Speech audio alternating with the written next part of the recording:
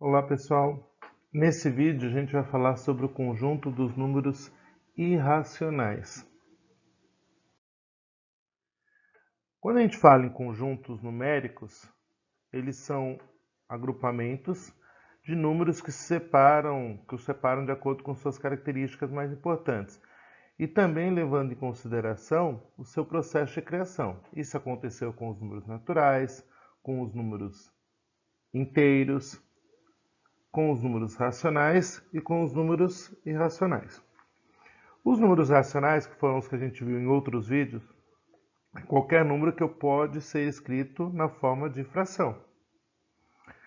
Já o conjunto dos números irracionais é aquele cujos elementos são números decimais, que não podem ser resultado da divisão entre dois números inteiros. Essa definição é o oposto, da definição dos números racionais, onde eles falam que tem que ser em forma de fração. Vamos falar um pouquinho sobre o contexto histórico da criação desses números. Os números racionais, eles foram criados a partir da necessidade de dividir objetos entre pessoas. Mais adiante, foi criada a reta numérica, em que cada ponto faz correspondência a um único número real. Então vejam, se a gente observar essa reta, eu tenho o ponto zero, e a partir dele eu tenho todo o seu lado positivo e todo o seu lado negativo. Observando bem essa reta, a gente vê que os números quebrados, os decimais, já começam a aparecer aqui. Ao analisar mais a fundo, os matemáticos perceberam que haviam buracos nessa reta. E não existiam números racionais que se relacionavam com esses pontos. Então houve inicialmente uma desconfiança de que existia muito mais números que apenas os números racionais. Com o tempo, percebeu-se que essas lacunas deveriam ser preenchidas com números decimais infinitos e não periódicos. Pouco a pouco, também se percebeu que alguns desses decimais poderiam ser representados por raízes não exatas, que seria o caso de uma raiz de 2, uma raiz de 3, uma raiz de 5, que são valores decimais. É interessante notar, que essa descoberta dos números irracionais foi considerado um marco no estudo da geometria. Isso porque preencheu lacunas como, por exemplo, a medida da diagonal de um quadrado de lado igual a 1.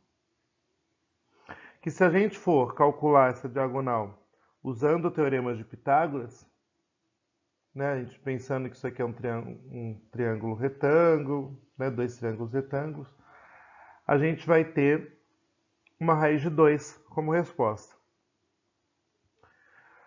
Observem o seguinte, se a gente fizer uma projeção dessa diagonal no eixo, na reta numérica, a gente vai encontrar um valor próximo a 1,5, que é o quanto vale a nossa raiz de 2.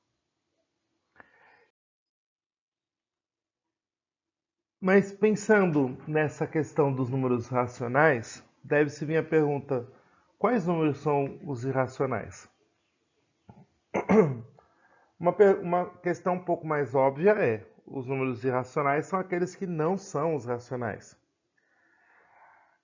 A sua representação ela vai ser por decimais infinitos não periódicos. Então, todos os decimais infinitos não periódicos a gente considera como números irracionais. Vamos ver alguns exemplos sobre isso. Esse número, 1,23456 e assim por diante. Não há um momento onde a gente comece a ter uma repetição desses números, uma repetição periódica. Por isso que a gente fala que esse número é não periódico. Alguns desses números podem ser representados por raízes não exatas, como a raiz de 2, a raiz de 3, E ainda, outros são tão importantes que ganharam nomes, que são os números irracionais notáveis. Dentro do conjunto dos números irracionais, existem alguns elementos que foram usados por grandes matemáticos da antiguidade. Então, eu vou destacar alguns para vocês, que são os mais conhecidos. O π, o número de ouro e a constante de Euler. Vamos pensar primeiro no número π. O π é um número irracional. Ele é obtido a partir do resultado da divisão entre o comprimento e o diâmetro de uma circunferência. E ele representa o número que se inicia com as seguintes casas decimais. Então, 3,14, 15, 92, 65, 35, 89, 79, e aí vai infinitamente. Como esse número possui infinitas casas decimais e não é uma dízima periódica, ele é irracional. E ainda pensando nele, o π é a 16ª letra do alfabeto grego e corresponde ao som fonético do P, no alfabeto latino. Ele é também a inicial da palavra grega periferia, que significa circunferência. Por isso passou a ser usado para designar a divisão, a razão entre o valor da circunferência de um círculo e o seu diâmetro. Se pegarmos vários objetos circulares, moedas, botões, pratos, medimos com uma corda o tamanho da sua circunferência e dividimos pelo diâmetro do objeto, sempre vamos obter um número bastante próximo a 3,14159. Eu faço uma experiência desse tipo com o pessoal do terceiro ano, quando eles estão vendo geometria espacial, geometria plana e espacial, nas turmas de terceiro ano da ETEC. O matemático Arquimedes foi o primeiro a estabelecer esse valor do π. O que ele não conseguiu descobrir é que era um número irracional, ou seja, tem um número indefinido de casas decimais, sabendo que hoje ele ultrapassa 5 trilhões. Quem descobriu isso foi o cientista alemão Jonathan Henrik Lambert, em 1766. Vamos pensar em outro número notável, irracional notável, que é o número de ouro. Então aqui eu coloquei a forma maiúscula e a forma minúscula de escrever esse número.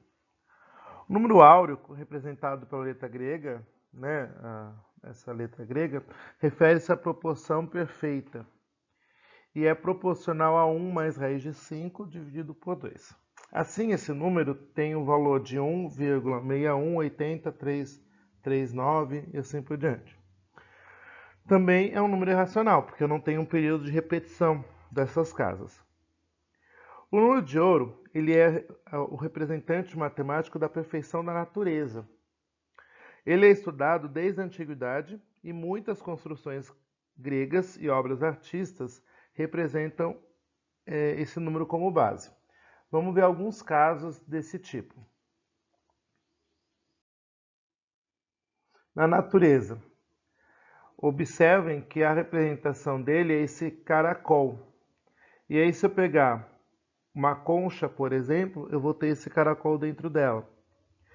Se eu pegar um girassol, eu tenho essa representação dentro dele. Aqui eu peguei a imagem de um tornado sendo, uma visão de um satélite mostrando um tornado se montando.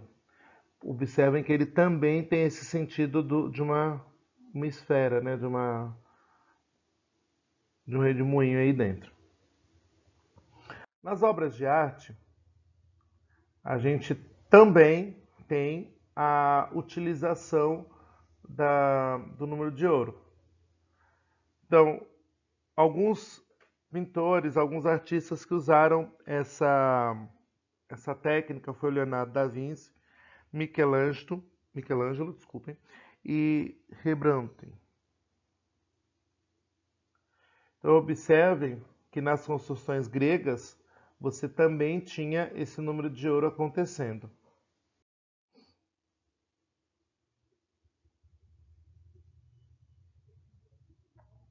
Tudo bem?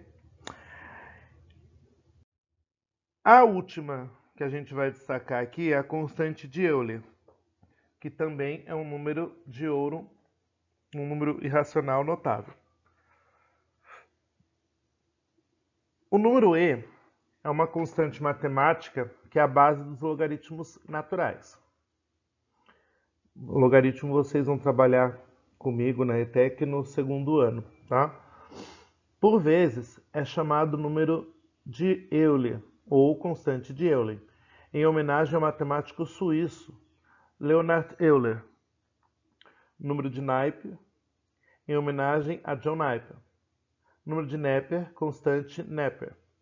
Número neperiano, constante matemática, número exponencial e outros. A primeira referência à constante foi publicada em 1618, na tabela de um apêndice de um trabalho sobre logaritmo de John Napier. No entanto, esse não contém a constante propriamente dita, mas apenas uma simples lista de logaritmos naturais calculados a partir desta. A primeira indicação da constante foi descoberta por Jacob Bernoulli, quando tentava encontrar valores para uma expressão comum hoje para os juros compostos, tá? Quando a gente vai descobrir o tempo dos juros compostos. Pessoal, a ideia é que vocês conheçam os números irracionais e saibam que eles estão presentes em algumas situações do nosso dia a dia, tá? Como a natureza, como algumas obras de arte, como algumas construções, tá bom? A constante de Euler, ela vai ter 2,7182, né, todas essas casas decimais. Eu agradeço a atenção de vocês até aqui. E antes de ir embora, não esqueçam de dar um joinha e de se inscreverem no canal. Muito obrigado pela atenção de todos.